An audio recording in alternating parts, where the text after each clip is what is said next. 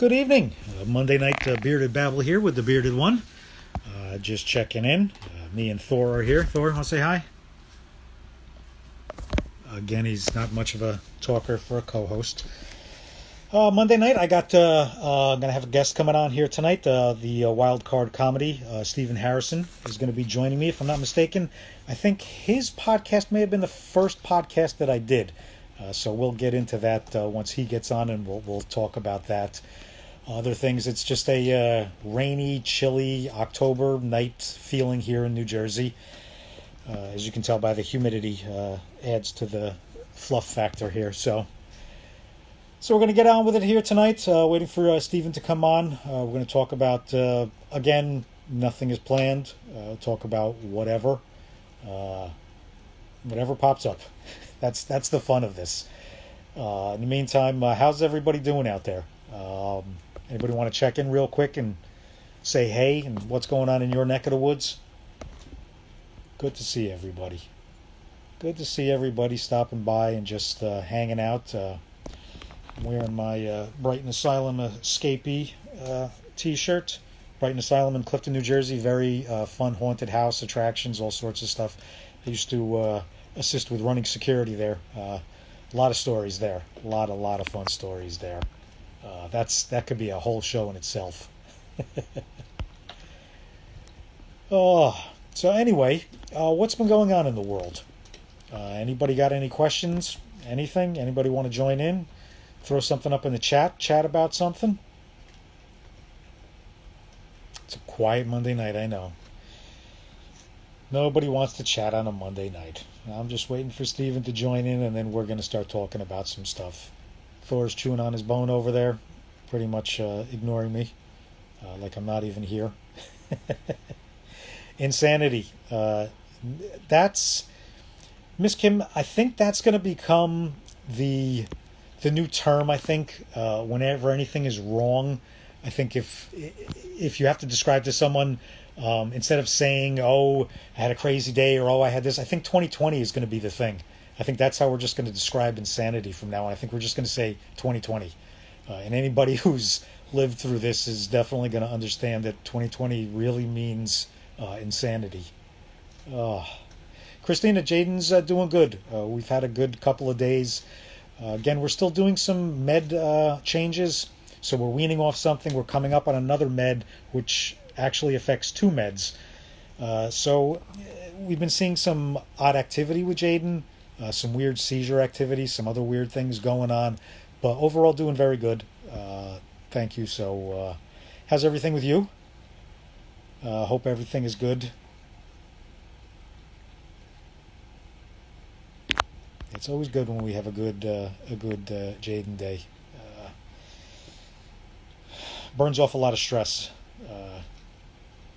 Yeah, very happy to hear that he's doing so good today. So. Glad to hear everything is good by you. That's all you can ask for. Nothing else. We're going to be getting some testing. We're waiting, I think, for the days. We're trying to set it up because he has to go in for CAT scans and X-rays just to check everything, see how his stomach is. He's going to get a shunt series, so they'll check his skull, make sure the pressure's okay, all that kind of stuff. We're just trying to get that set up so when we go into a place to get it done, it's hopefully like on a Monday morning when no one else has been there for the weekend, a little bit safer. Just that's the crazy thing again about 2020 is just trying to figure out just how to do everything as safely as possible. Again, because Jaden doesn't have an immune system, so we can't take any chances at all. So thank you for the positive vibes. It's always appreciated. Again, I thank everybody as much as I possibly can. I thank everybody here that sees this, that listens to this. Your energy, your positive vibes, again, mean more to me and to my family than you could ever understand. It really does. It really recharges our battery. It really gets us going and keeps us going. Thank you very much. I'm going to see if I can get my man Steven on here, the Wild Card Comedy. See if he can connect. And I've been having some Wi-Fi issues here for the past couple of weeks since everybody is back in school and the Wi-Fi is being sucked up like crazy everywhere you go. Let's go up. There we are. Oh, here. What? What's going on, brother? We're sideways. That's a good way to start the show. Oh, yeah. I could get it. Is it? I'm the other way. There Is that better? yeah, now we can. Setting this up. You gotta excuse me for a second here for being rude. How are you doing, my man? Good. How are you doing? We just when did we just chat? Not too long ago. No, it's not been that long. I think good 2, 3 weeks ago was that show. Yeah, I mean, I was definitely good to talk to you because that was the first time in a while we had done anything. We were talking about how you were the first guest on our show. Good times, dude. Good times.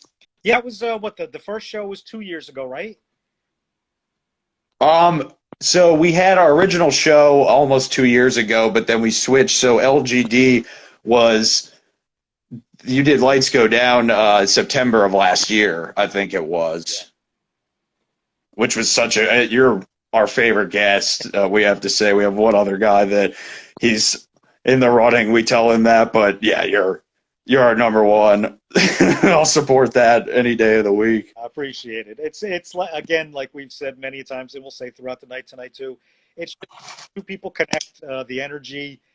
It's just easy. It's just like old friends. You know, it just flows. And again, that's I'm grateful for that. Again, like I was just before you got on, I was thanking everyone because the energy that we get from the posts. You know, if you saw today's funny post about I just put on a bunch of boxes and created an Iron Man thing for Jaden. It's just that good energy that just we just try to just keep that going. And when we get that from people like yourself, it's truly appreciated. Of course, man. I it's one of those things that really, when I talked to my dad a few weeks ago, we were mentioning you guys, your family, and it's such a, it just gives you so much perspective on things and what's really important right now, especially more than ever. You're seeing just mental health with so many people. It's a part of our day and time if it wasn't before.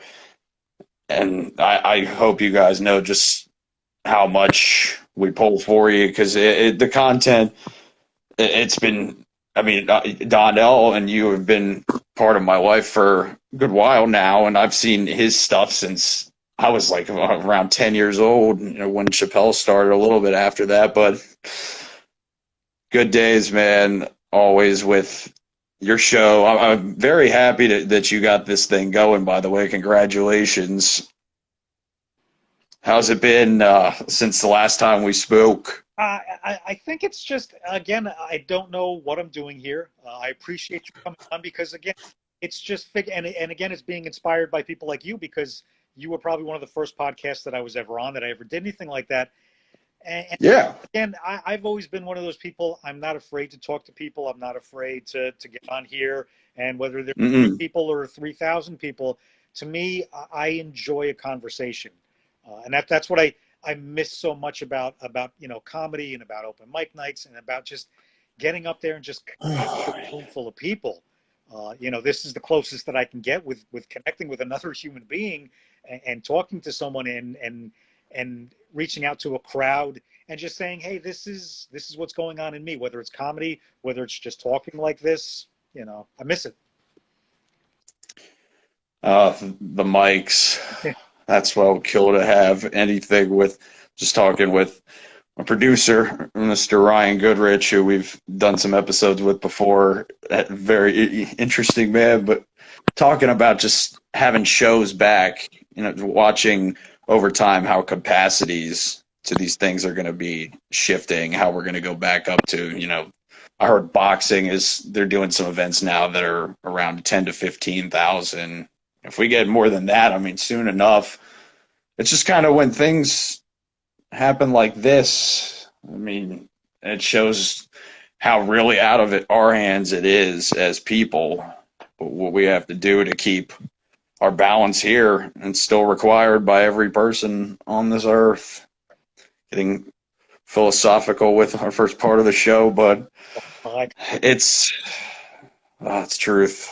it's interesting because my my daughter and I we talk a lot about what's going on in the world right now and everything like that, and it's really interesting to realize that this is going to be something so big in her lifetime as she gets older. I mean, she's going to talk to her kids and she's going to talk to her grandkids because this is going to be something.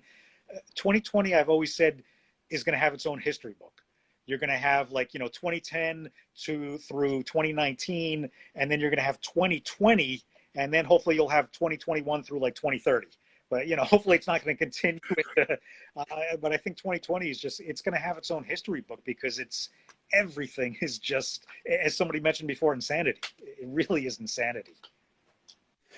So much is the changing of the guard, because you're seeing a lot of different things, with players and sports that we've grown up with retiring, and I know we were talking before the show about Eddie Van Halen over the weekend. I actually, it was your wife posted something about him, and I saw that and I was like, oh no, because I knew his history actually with cancer.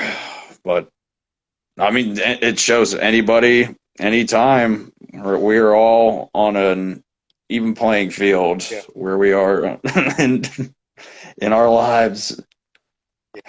It was definitely a shock. I mean, honestly, I truly grew up one of the biggest Van One Halen of the fans. I mean, when I first heard them, I think it was 75 or 70. I forget when their first album came out, when it was, but I remember hearing it, and immediately I think I heard somebody's tape or on the radio or something like that, and I ran to Mickey Music, which was the local the store here.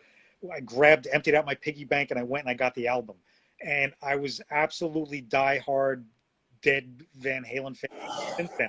I painted my walls. One wall was graffiti style. It was the lion's head with the VH behind it coming out. The other wall was all just Yes. the Frankenstrat style. It was the red and the white and the black, but then I had other Van Halen things in there. The door was divered down. I drove my parents crazy with just over the top. I made my own homemade Eddie Van Halen suspenders and pants. I wore the bandanas. I used to go to Halloween parties. I had a cardboard Frankenstrat. It was when I first heard it, it hit me, and I knew that he had battled a lot with throat cancer and a lot of different cancers and stuff like that. So it wasn't oh my gosh, but it was just such it was oh my gosh, those were as soon as I think of him and I think of the music and I think of me and I think of me emulating him and jumping around in my friends, I don't think I ever really got sad because it brought me back to the 80s and even the 90s.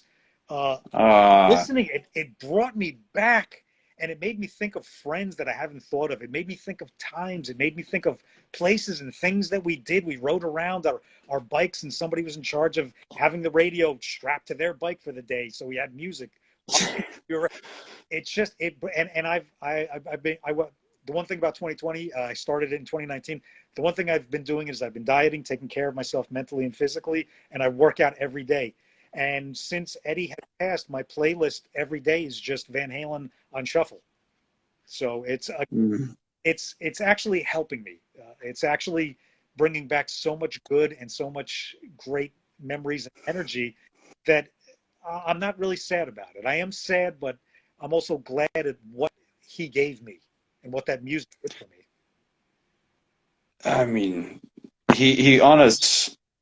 There's levels to it when people say that. What it means is, I think he was one of those people that was not just to the 70s, that how rich of a sound things were being introduced for the first times with so many different genres, but it was just such a time when he came on the scene. It was perfect. And he also contributes as somebody who is kind of at that Michael Jackson, Elvis level, people who just, they are such a, when you lose their name, like a Freddie Mercury, I mean, there's such gravity to it.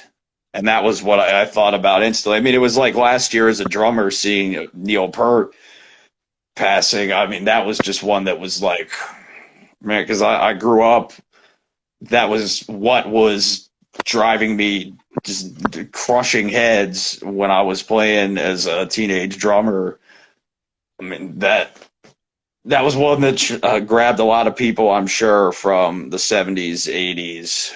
Him the other day, he's reading about Eddie. I mean, and all that they went through. I'm glad it was, they realized in the end it sounded like all the band just, they knew who they were, and that was what was important, what they did for people. I mean, but culturally, especially when MTV was on the rise, I mean, just such a, God, they were, I mean, the biggest selling act pretty much next to like Michael Jackson, who we were just talking about. Yeah, What was your favorite album of theirs? Diver Down guy? like I said, I've been listening the past couple of days, and it's hard. I mean, like when when I hear the beginning of like, like Fair Warning, it just brings back. It, Oh, it's so chunky. It's so deep. It's so, I don't know if that was, I think maybe now that may be, but I was like the biggest like 1984 fan. I hated it. yeah. Hated it at first. Absolutely hated the keyboards and the change and but it, Ah, it grew on me. Um, I, I just find myself again. I can listen to. I was also one of those when Sammy came along. I was dead against Sammy. I would listen, but I wouldn't tell anybody. I was a secret Sammy. I was like, okay, how are they doing? Okay, all right, it's okay, but I wouldn't tell anybody. I was a diehard Dave, diehard. But he's a monster, man. as Sammy and Dave. yeah, as the years went on, then I was like, okay, I can listen to either one. They're both, good in their own way. And then like, like Mm. the bad blood got ugly and the arguing and this one and that one. And in the end, it was nice to see that they all did come back together and they all remember. And the Dave posting up, David Lee Roth posting up some of the pictures too. The old pictures, there was like one picture of them in front of McDonald's, had to be like early 70s or so. It's like ridiculous. And in the picture of them, like recently, just the smile, the stuff they went through together, you can never break that. Uh, just shook earth. Yeah. That's what they did. It's such a, I mean, for what they were in the late 70s, it's kind of different because of when you get into the 80s.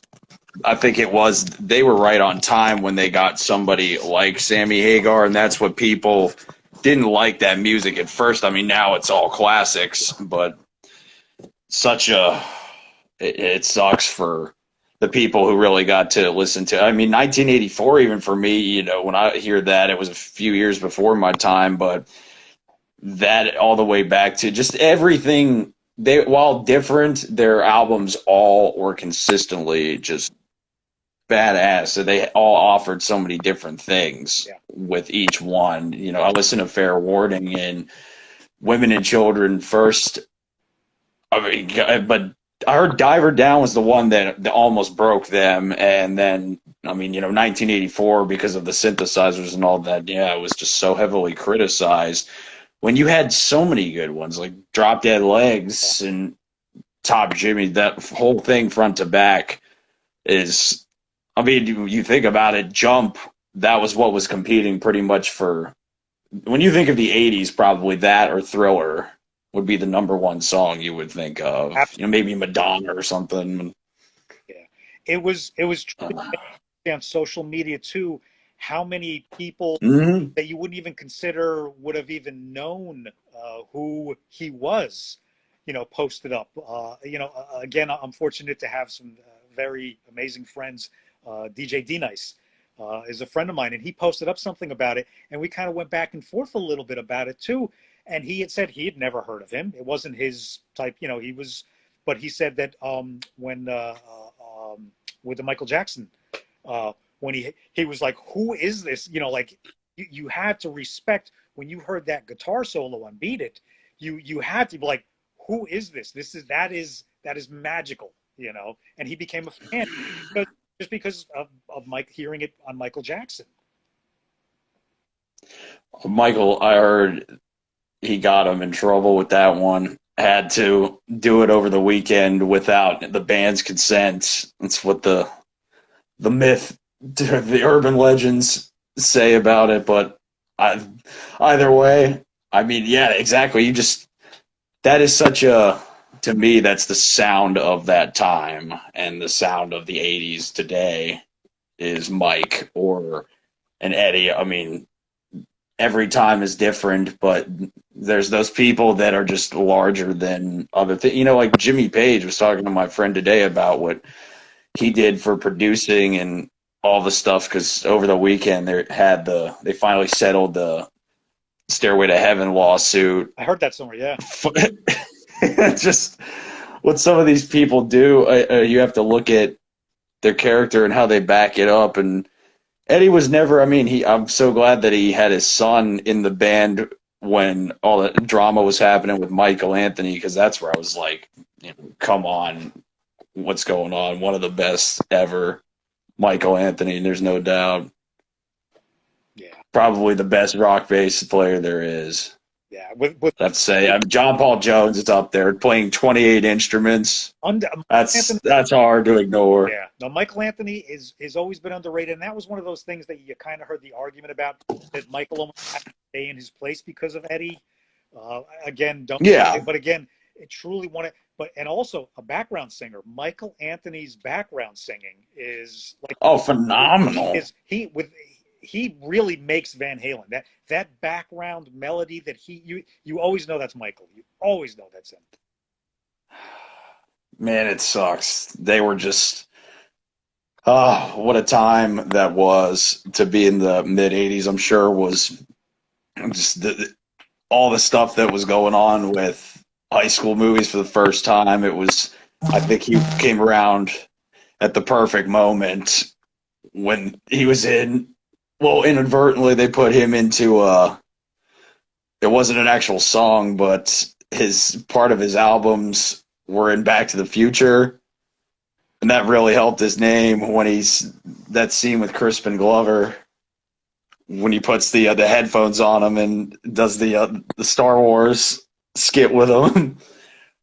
That is around, like, you know, just that. I think of that. The middle of the '80s is always going to be that to me. Thinking about Michael Jackson and, you know, the first IBM, you know, the Apple computers coming around for the first time. Oh, what were they called? I can't even remember. Oh yeah, they were just the little boxes, is what they were. My father had one because he was a type home, and it was this little box. It was the weirdest thing ever.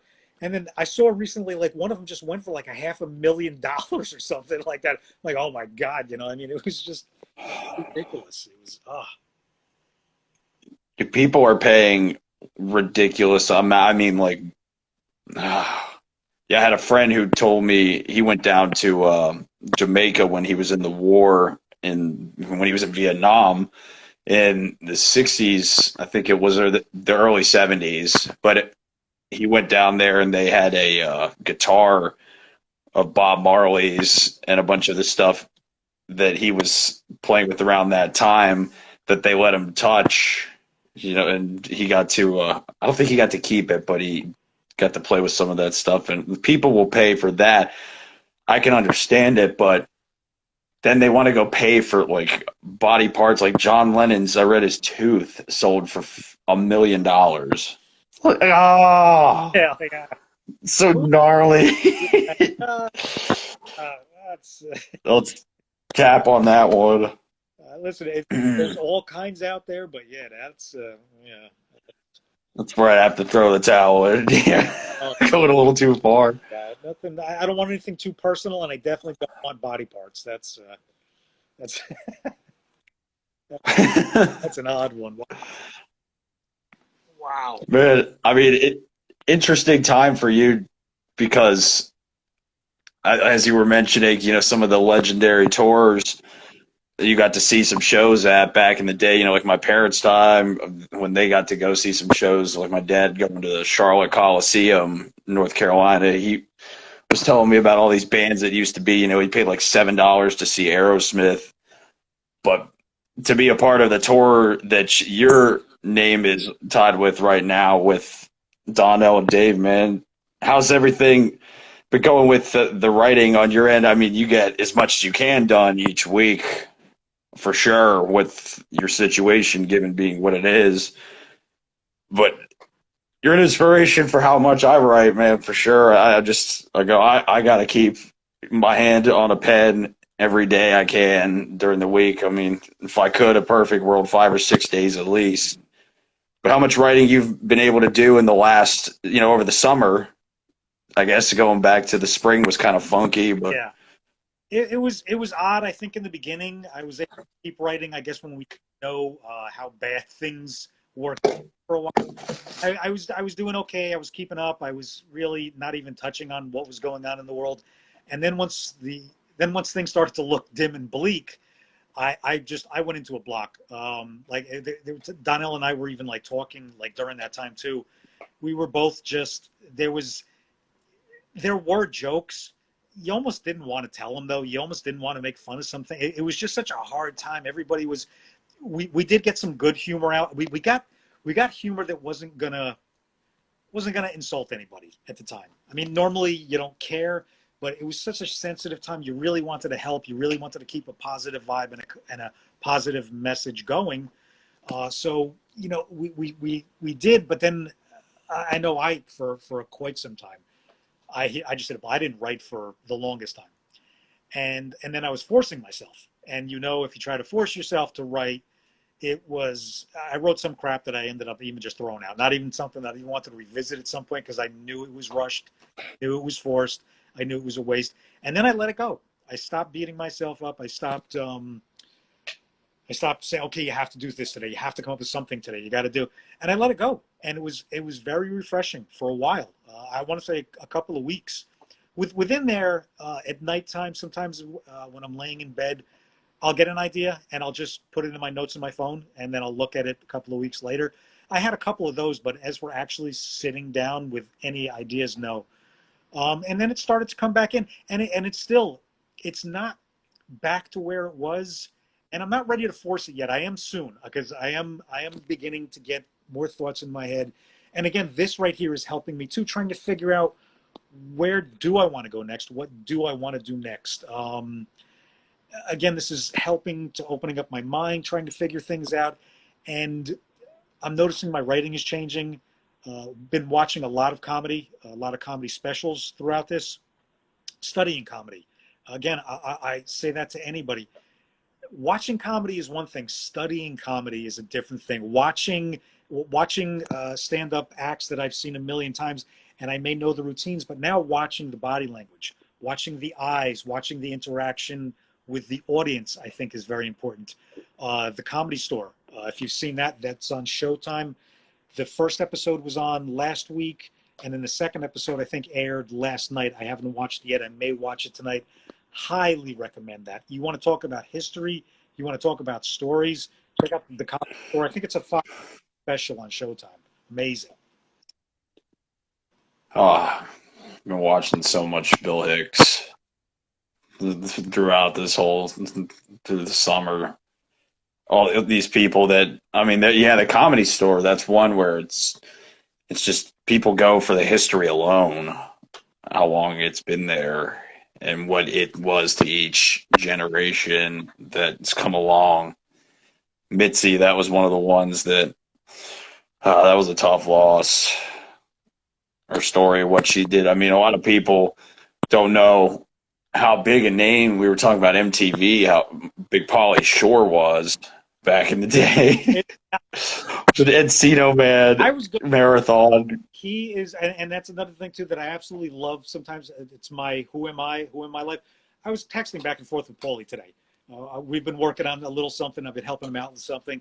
And again, I mean, and sometimes like we'll be going back and forth on something, trying to figure out through texting, and he'll just call me. And when I tell you, he'll just be like, "Okay, this is what," and we're working, and And just to hear him, when I tell you, it removes like pounds of stress out of my body. I mean, it's both. I mean, you just want to talk about just a fun, great energy. It's amazing. Man, you know what's kind of weird about him, like the Carlin bit when he's talking about, being the conductor, he's like, oh, I'm Mr. Conductor, I can say this shit. Pauly Shore to me, I always think about him in he was on Disney back in the 90s in the some show I watched, The Goof Troop.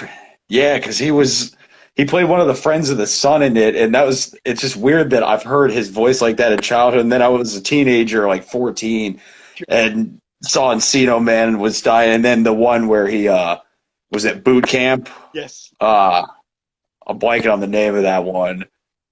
Just hilarious, but like what this energy that's just so rare. A story like his. Still, my Ryan and I talk about the story on Joey's show, the Stars of Death, when he went in there and didn't know what he was about to be doing. Oh, Jesus. It's just good energy that. Outrageous. Oh man. Oh. In the Army now. Yes, Mark. Yeah, thank you. Was the In the Army now, yes. I got to do once in a while. You always got to go do a '90s marathon, or do some of those. Just the cable TV junkie. It was funny because I was talking to Paulie a couple of days after he just had that. The show came out. It was on Amazon Prime. He just had that the movie, and another one. Highly recommend it if you enjoy just laughing your ass off at stupid. It had a beautiful message too. A guest with Paulie Shore. I talked to him like a couple of days after that, and we were talking, and I told him I was saying how, and he knows my wife's all-time favorite movie is Son of all-time favorite movie. So anytime I'm on the phone with Paulie, my wife, she knows I have a special ring, running over just to hear his voice. Just she's like she cracks up. And I was telling him that my daughter saw the movie Out the other day, and they were talking. So we're going to sit down and we're going to watch Son-in-Law with my daughter now. And I was telling him you got another new film. It's just good, funny, laugh your ass off comedy. He is the man. I'm very happy for the guy still being able to, because I mean doesn't he? I'm sure that he has a hand still running the store. Even with what's happened this year, he's busy. I don't know how much he's there right now. Everybody's tour was cut in half or just ripped apart altogether. I can't. He's got to be busy. I can't say a lot of what's going on, but he's another one too. He's just one of those ones that when the world shut down, he needed, and he's also I believe one of those comedians too. He needs to make people laugh, but he needs to laugh himself. He needs that. He's Paulie Shore. He needs that. He never stopped. He's had things going. He's got some more things coming out soon. He's another one of those. And again, too, that's inspiring to me. The fact that I get to talk to him about things like that and what he's working on next and what's coming. And again, it gets me thinking. Okay, what do I want to do? What can I learn from this? What can I take from this? What do I want to do? And it's that motivation from people like him and Donnell and Dave Chappelle with the summer camp. Yes, the world is shut down, but if you know how to do things right, you can keep it going. And the world needs laughter. The world needs laughter more now than ever with politics and COVID and just everything that's going on in the world. And it's amazing to see the comedy world pushing through, because they could have easily just sat back and taken a year off. I mean, most comics, there's that small percentage that has a comfortable bank account, but most comics are struggling, and they fought through it. Instead of figuring out something else, they fought through it. They found a way, and it warms my heart to see so many shows still up and coming in the parks and people's backyards. The social distancing, they're doing it correctly. Keep the world laughing. It's one of the best Eddie quotes I ever heard was when we weren't successful going door to door with flyers and with all of our demos and everything. We brought the party to everybody. We did backyard shows. That's how we became who we are. We brought the party. It's what you have to do now more than ever. People have to just get, you have to get your things in line, and there's going to be in time we're going to have things better figured out than we have them right now. Regulations, everything will just kind of, I mean, it's not going to set itself up, but it's going to take time. We will get there where it will be a little better prepared. And that's where, live shows are a huge part of that, because people want that escape. They want to be able to go see all of these acts, and I'm glad that comics stood through. Yeah, well, I mean, they could have taken a year off.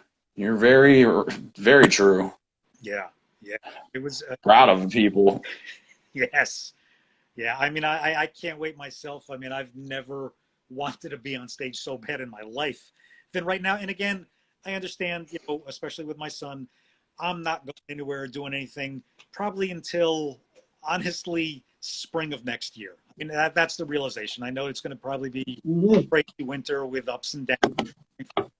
So Something like that. yeah, so mentally I'm prepared to, okay, hopefully spring of next year I can get back out and start doing some normal things again. And I'm okay with that. And again, that's why, like I said, it's almost kind of like my mind frame. It's not pushing it off, but it's like, okay, I'm going to wait probably till the winter when we really start hunkering down again. And that's when I'm going to probably go into a cocoon, disappear off social media for a couple of weeks, and just write and write and write, and putting little pieces together here and there, and then coming out with hopefully something good. It'll be, so much of the world's going to be online, but people should not underestimate the power of getting to be a part of the public, because we need people. You need somebody else to challenge your thinking, to go and see different shows. I mean, that's what I miss about, I had bands that I always wanted to go see, but it was the randomness of it. Like, oh, somebody's playing tonight, or, oh, Doug Stanhope just came to Richmond. I remember last year at the end of the year, unexpectedly. All these things that you can, I mean, that used to be the way it was done. People would go to their concerts on the weekends, and you didn't have social media on Monday waiting for you. There's no phone to go home to afterwards. That's what I think.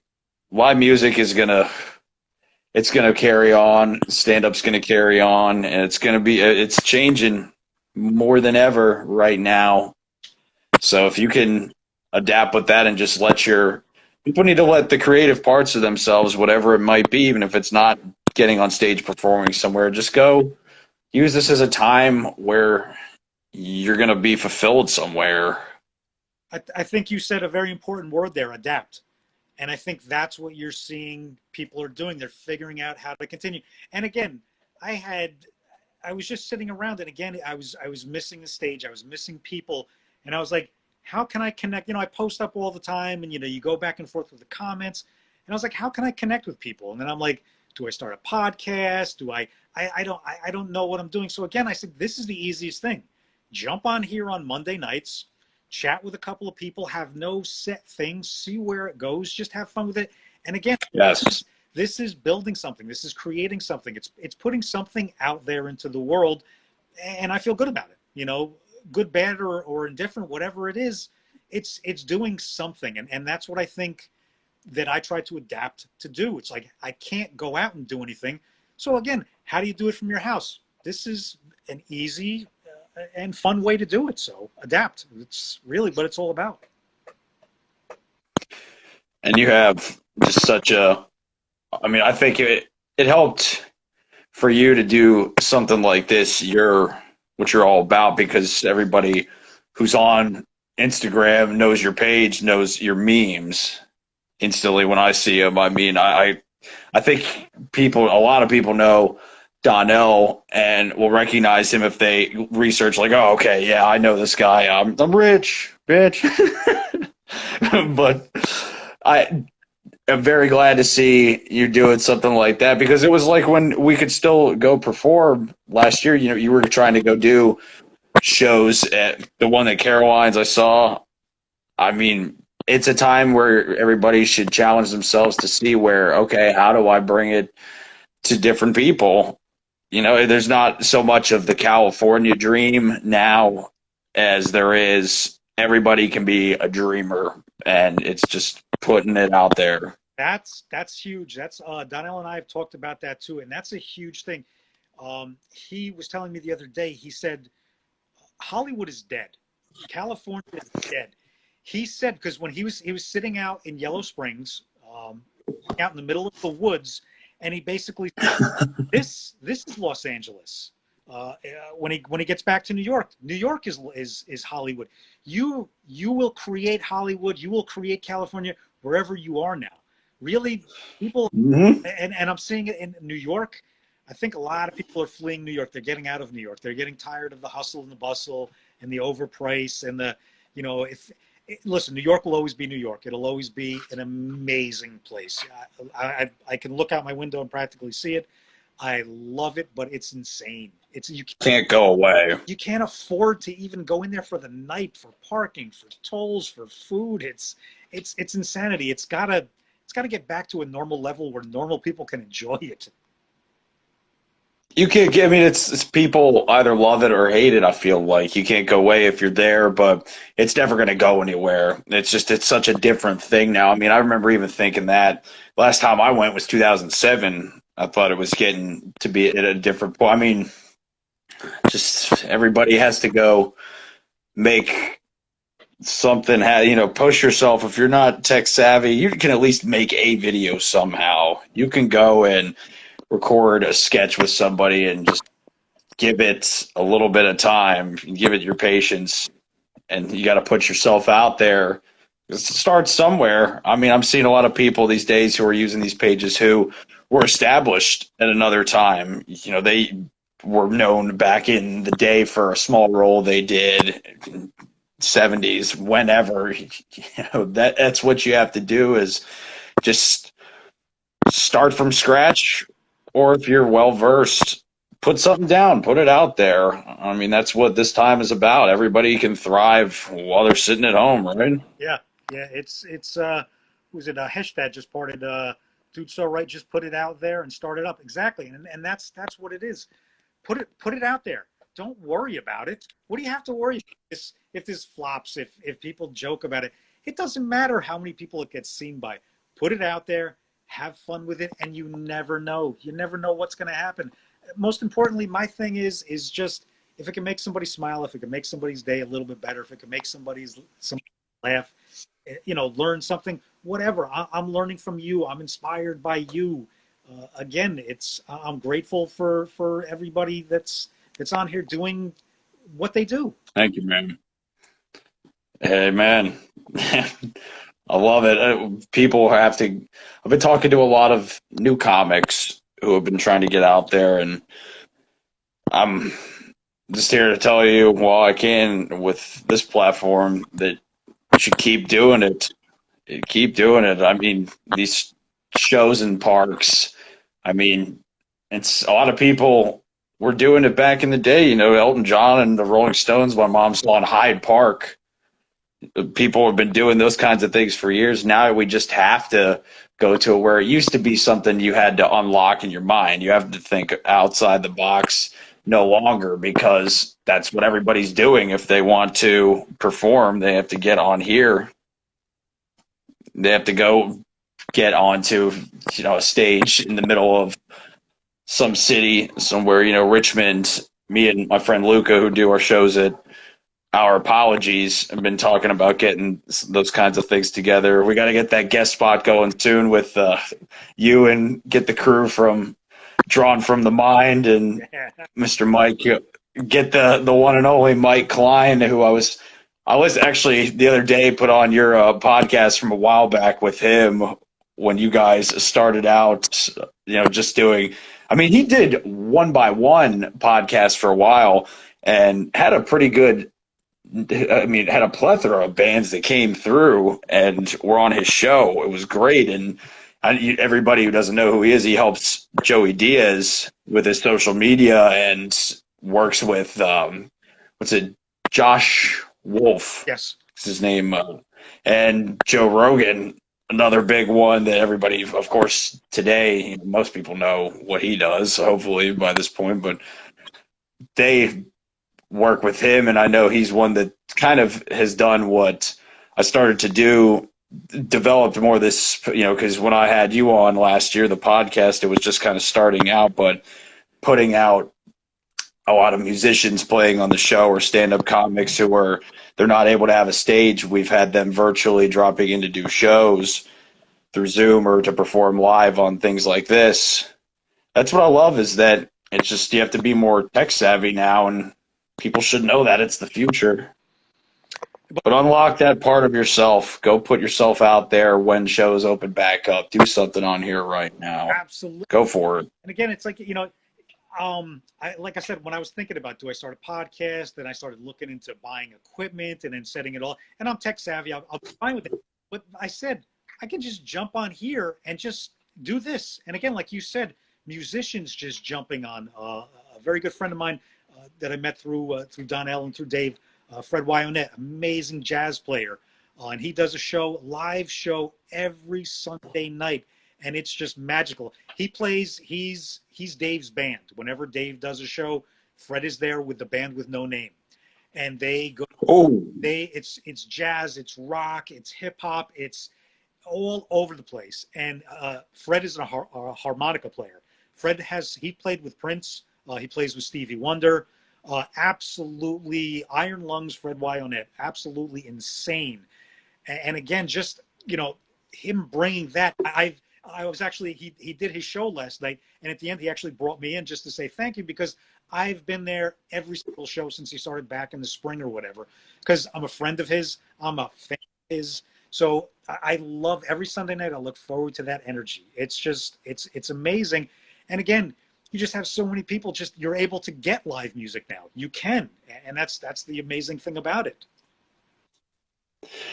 That's why I loved watching when it first came on live at Daryl's house. That was such a big thing for me, Daryl Hall's show, because those kinds of things, it was the first of its kind where people were just doing those concerts from home, and just whoever you could bring into your living room was going to be there for your performance. When it was on TV, you had to click it on and watch it like that. Now everybody, just your cable television is on your phone. Yeah. So just people should look more to these outlets like the TikToks and the Instagrams, because it's where you're finding so much creativity. That's what I was saying before a lot of closings, a lot of bands who went to breweries and were at dive bars. That's where it's been like that all along, but everybody used to get a record contract who was in those places, and you were either stayed underground or you got out of the business or you broke through.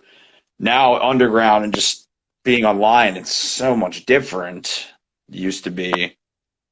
Yeah. But I'm glad to see people are getting creative bone out of them right now, if that's what it took COVID to get your ass going. There's some, I mean, I think there was a point, like I said, when things started getting dark and dim, I think the internet got bleak and it was kind of not fun for a while.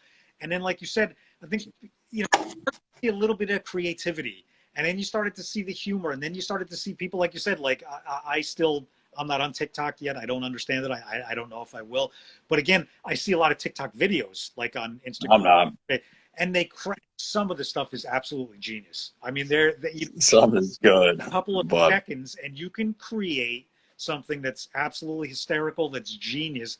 And again, it's amazing that people are doing that. And again, for the most part, just too much of a music snob. I always have been too much of a music snob for something like TikTok, just because I look at that as like giving people virtual karaoke now. I mean, you had to have it right now. Of all times, that had to become big. People sitting in their living room. I've actually seen a lot of people who, when I go to their pages, like you said, you see who they are off of a TikTok video, and they're just amazing performers. I mean, some of them can actually. It's like, why are you not singing? I'm glad you're doing these comedy videos, but you should actually be performing somewhere once stage and theater comes back in person, if it does anytime soon. Hopefully, you see some of them use it as motivation to go take that career up, or just take it up part time, whatever you do with it. Yeah, that's another thing too that I think it's important about this time, that I am seeing a lot of people are taking the time. I think at first, again, it was depressing, as it should have been for a lot of people, but then I think you got to realize, hey, wait a second, I have all this time. I can sit in a hole, or I have all this time to work on myself. And that's fortunately what I chose to do. My wife chose to do. We chose to get that Instead in the of house, just to work on ourselves, to better ourselves mentally and physically, eat better, just take care of ourselves, laugh a lot more. I mean, we laugh a lot in this house, but we pretty much, even on, we've had a lot of bad days recently, especially the past couple of, month or so.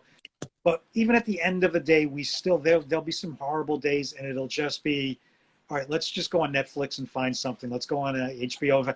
Let's just find something, whether it's an old age stupid comedy, whether it's something we haven't seen before, whether it's something new. Let's try it out. Oh, I heard about that comedian. Yeah, let's just watch it.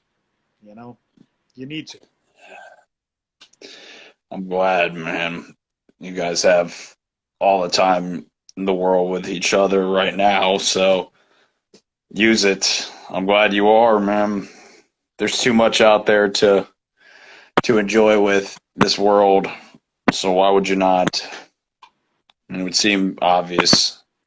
I'm just glad that I could find something like what you're doing from home, with these memes pretty much. I mean, it's kind of the fuel of what I needed, something like that, and why I'm glad I used Instagram when I started out doing stand up, because I was getting to see so many. I mean, just the meme generation right now. You're seeing so much stuff happening with all these people. I mean, almost like this last presidency kind of happened because of it. So maybe go even that far. We'll not go any further. I don't know. We'll leave it up to the fans. You handle that one in the comment section. But man, I mean, just to have something that is an outlet for you creatively, it's just as important with your health to go and have time set aside. Like, I try and just not use my phone for, if I could have a full day a week, that's what I try to average. But, just at least I give myself, like, okay, I'm going to go do something, take a walk somewhere. There's going to be no phone. I'm going to be lost. And it's, I get on when I can to talk to my fans, love them. But I just, there's times where we all want to go and be ourselves away from it.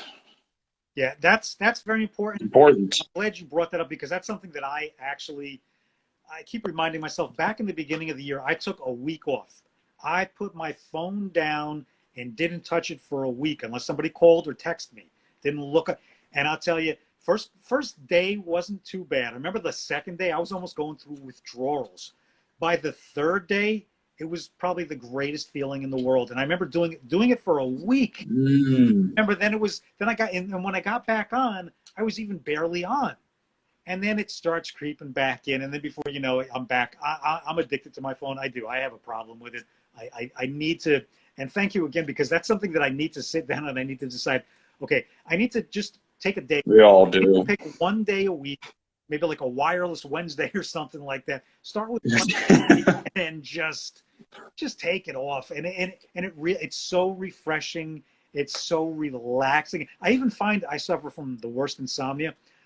That week, I think I actually slept that week because my mind was racing. It didn't have all the crap I was getting from here in. It was just like, it was relaxed. It was calm. I'm surprised when I answer the phone now I don't ever want to, because it should go to voicemail. That's what all these scam calls deserve now, is I'll find out if I'm going to give you my attention. But I get so many of those in a week. God damn. they come at you. And it's just like I could see where somebody like a Hunter Thompson would pick the phone up and be like, The best. just give me that time to myself, please. Like, okay, after 9 o'clock, people, I love when people call my dad and it's after 10 o'clock on Let me tell you the best thing to do with that. A good friend of mine, Rob. I was by his place today, and he got one of those calls or whatever. He'll just start. He's a maniac, but he all of a sudden he'll put his polite voice on and start talking to them and start asking them questions, start getting them uncomfortable, start getting completely flip the table, get under their skin. They'll hang up on you, and you will not get called back again. And it's funny sometimes. I've done it a couple of times too, when it's just like, okay, I know this is probably, and I'm in the mood just to be absolutely stupid and sarcastic and ignorant to you, because that's exactly, and you just keep it going, and just that's let me tell you, that's a great stress relief too. Just don't get mad at them. Play their game. Start asking them questions. Ask them, go right back and completely confuse the hell out of them to the point where they're just going to hang up. They're going to realize this is not going to happen with this one. That's a fun game. those people just, it's weird to see a lot of these businesses like Sears and all that, and just telemarketers not being around anymore. What it is now is the robocalls, all these bots, they get to you. But it's also something where, even before all of those existed as much as they do today, I didn't check my voicemail ever. That was something I always forgot to do. Like my email, if I had a reason to get on there, same with my voicemail, pretty much. But now I'm deleting when I get on my voicemail. There's so many of those calls. Oh my God. I can't even. Emails, I think I have 6. No, I can't. I don't want to click out of this because I don't know if it'll shut off. I'll send it to you later. I think it's 150 or 120,000 emails I've never deleted. I never unchecked.